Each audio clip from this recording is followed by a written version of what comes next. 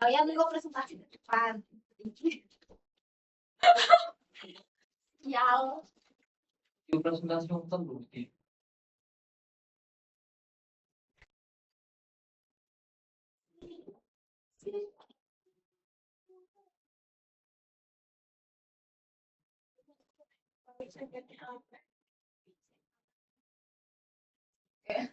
aku pengen ambil dari sebentar orange. Ini kan anjir, karena kan ini di anak, pengen itu ada di sini. Saya kira masih kan. Enggak. Tinggal gitu. Ini kan yang kelihatan apa yang ada ini. Sampai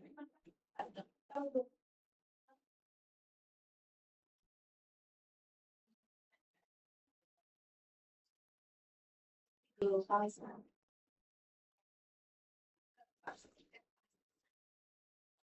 enggak bohong kan. Aku lo tak kira gitu aku sebenarnya ini bisa salah. Dan macam apa-apa. Oke, selamat pagi anak-anak. Pagi Pak. Pagi hari ini. Luar biasa.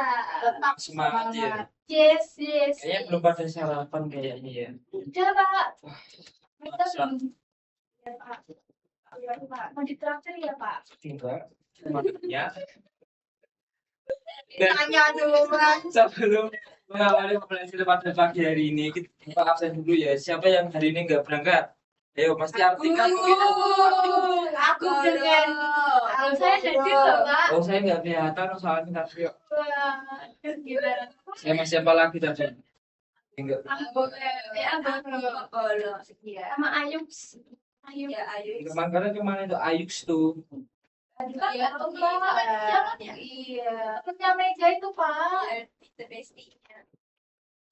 Oke, sebelum kita masuk ke pelajarannya, di sini ada Bapak tampilkan beberapa gambar, yaitu yang pertama telah datang ke sekolah, lalu mengendarai motor tidak memakai helm dan tidak menggunakan helm dengan benar, lalu menyontek saat ujian. Untuk Artika, dengarkan dulu. Ingat, lihat kayak Artika ya kayaknya. Terus pembuli teman Artika itu kayaknya. Pak, kok saya terus loh Pak? Terus penyebaran hoax. Dibully sama Pak ini. Jadi, mengapa sih seseorang mengetahui aturan tetapi masih melanggarnya?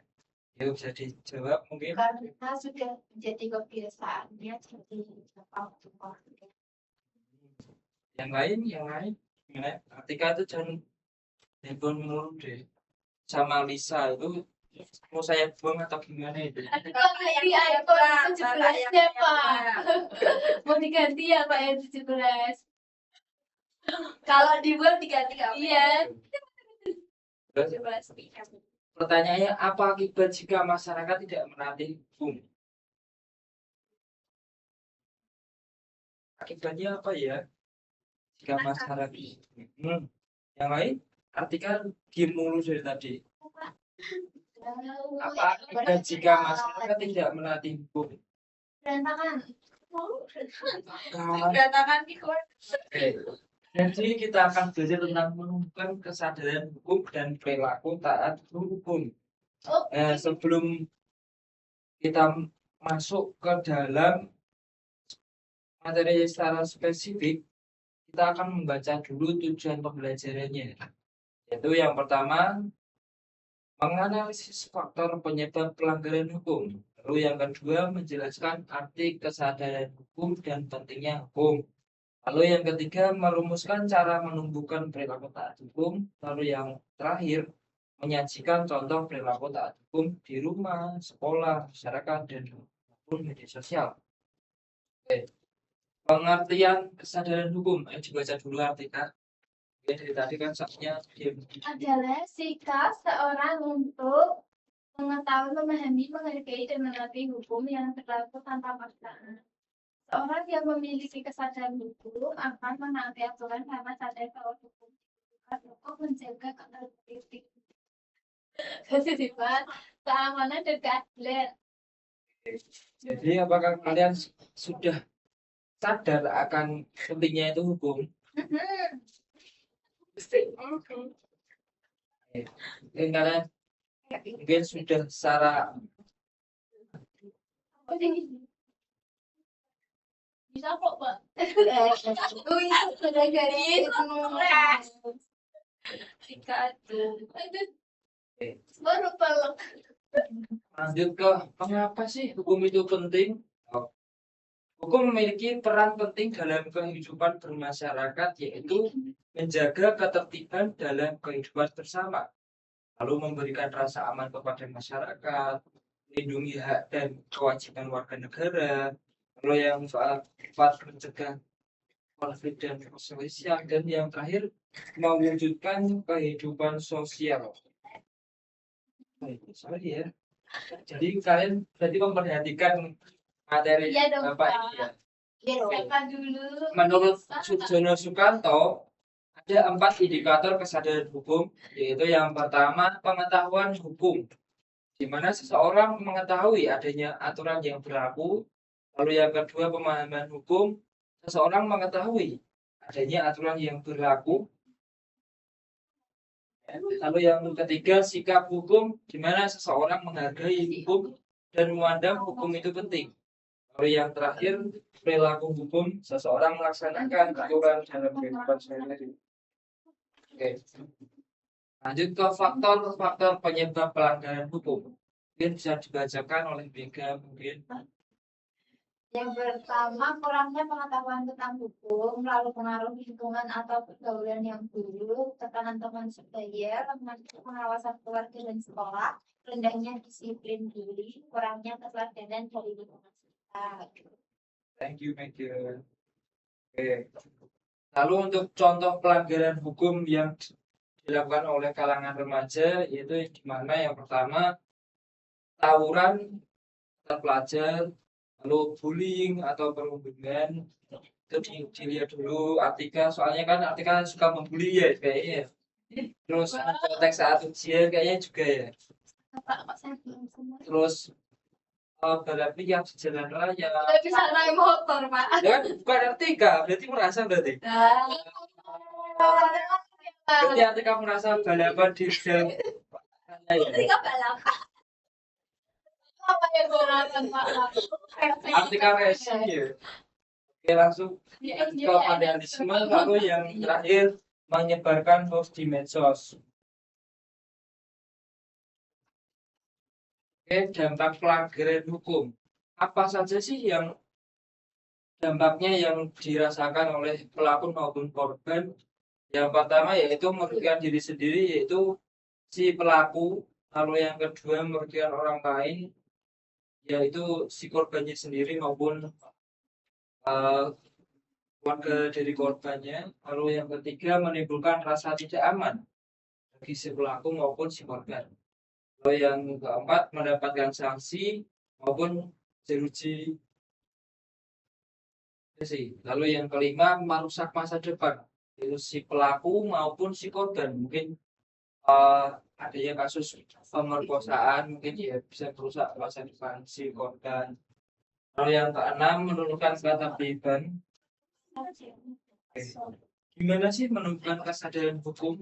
Ya, kesadaran hukum dapat ditumbuhkan melalui berbagai lingkungan. Di rumah, orang tua memberi teladan, disiplin, dan jujur, dan membiasakan mematuhi aturan keluarga. Di sini, apakah kalian juga mendapatkan halnya meneladani disiplin di rumah? Iya. Ini bagaimana? Apakah sudah mematuhi aturan di keluarga yang tidak tertulis maupun tertulis? Sudah. Contohnya gimana aturannya? Jangan pulang. Jangan pulang. Terus Oke ya, mungkin cuma segitu aja. Lalu untuk di sekolah mungkin menaati tata tertib kan, soalnya kan Artika ini kan kayaknya nggak pernah menaati tata tertib ya. Waduh, parah. pacaran terus. Pendidikan karakter dan kedisiplinannya mungkin kedisiplinannya masih kurang nih Artika ini. Mungkin besok-besok ditingkatkan lagi disiplinnya. Lalu yang di masyarakat lingkungan tertib dan aman saling mengingatkan untuk menaati aturan. Oke, lanjut ke ada penugasan dari Bapak, mungkin ini membuat infografis ya, dimana kalian Bapak saya suruh untuk membuat infografis yang sudah saya kirim ke grup dan Saya langsung ke lima. jadi saya akan Bapak saya tunggu sampai berapa menit? 5 menit ya.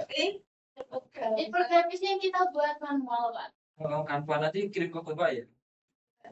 Bukan manual. Tempatkan, Pak, bukan manual. Sudah nanti dikirim ke Bapak saja. Oke, Pak, siap. Oke, nanti dipresentasikan Bapak. Oke. Beri waktu 5 menit. Di manual.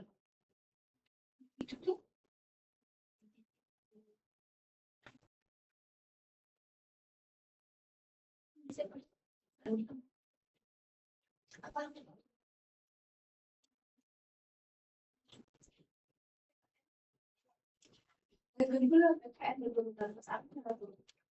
Jadi sama bentuknya. Iya, bisa. Sudah ngomong gitu kan proposal.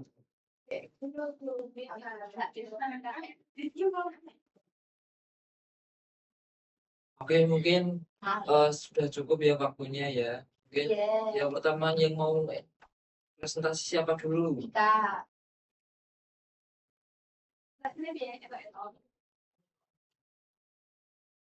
Sudah dikirim ke Bapak atau tadi artikel? Artikelnya bagus banget ya punya artikel. Waduh ya, AI ini kak. AI artikel AI. Jadi judulnya itu kesadaran hukum menjadi warga negara taat hukum.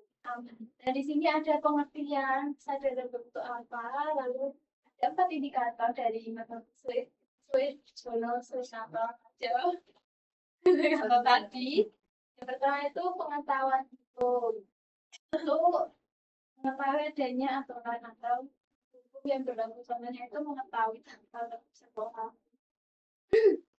Yang kedua itu pemahaman hukum, terus contohnya memahami bahwa memakai peraturan sesuai aturan menunjukkan kedisiplinan. Pas sikap hukum, contohnya hukum penerapan tata tertib sekolah. Yang keempat perilaku hukum, dalam tepat waktu dan tidak menyontek saat ujian. Nah, jadi di sini kita belajar untuk disiplin, jujur, bertanggung jawab, menghormati aturan, dan menjadi teladan. Sekian terima kasih dapat saya sampaikan. Terima kasih. Oke, mari kita beri close dulu untuk artikel. Lanjut siapa dulu lagi? Saya mau. Oke. Ya, selesai. Pada apa itu? Oh, Itu sana. saya akan mempresentasikan hasil infografis saya. Judulnya berlaku taat hukum, langkah kecil dampak besar. Mau kayak seperti. Nah, ini ada contoh perilaku taat hukum di sekolah dan di sekolah itu datang tepat waktu, tidak nyontek, dan membuang sampah pada tempatnya. Masyarakat itu menggunakan helm saat berkendara, kemudian menyeberang di tempat yang benar dan tidak melakukan. Ada pola manfaat memiliki kesadaran hukum. Yang pertama menciptakan ketertiban, yang kedua tumbuhnya rasa tanggung jawab, yang terwujudnya keadilan, memberikan keadilan, dan terciptanya kehidupan damai. Cara menumbuhkan kesadaran hukum dengan pelajari dan pahami aturan yang berlaku, kemudian biasakan bersikap jujur, disiplin, dan bertanggung jawab, menghargai hak orang lain, dan menjadi teladan bagi lingkungan sekitar dan mengajak orang lain untuk bersama-sama menabung. Ya, Mari kita beri aplaus dulu untuk Lisa. Oke, sepertinya sudah semuanya ya. Beberapa ibu sekalian sudah bagus semua. Oke, kita sudah datang ke penghujung pembelajaran kita siang hari ini. Jadi kesimpulannya, bacakan dulu dong ketika kesimpulannya. Kesimpulannya itu sikap memahami dan menanggapi hukum secara sadar. Dengan menanggapi hukum, kita dapat menciptakan kehidupan tertib, aman, adil, dan berhasil sebagai warga. Oke, thank you Artika. Jadi sampai sini mungkin ada pertanyaan dari kalian untuk Bapak. Jadi Pak, Oke, sudah sudah. cukup pada Terima kasih. Jadi kita akhiri saja. Siapa yang mau berdoa? Siapa yang mau mengakhiri dengan doa? coba Oke ya. sebelum mengakhiri pembelajaran pada pagi hari ini, mari kita berdoa. Berdoa mulai. Berdoa selesai. Terima kasih Mega. Sampai. Apa yang selalu tahu lagi? Ini kayak tugas dewi. Oh, kalau wes dicatok. Dia baru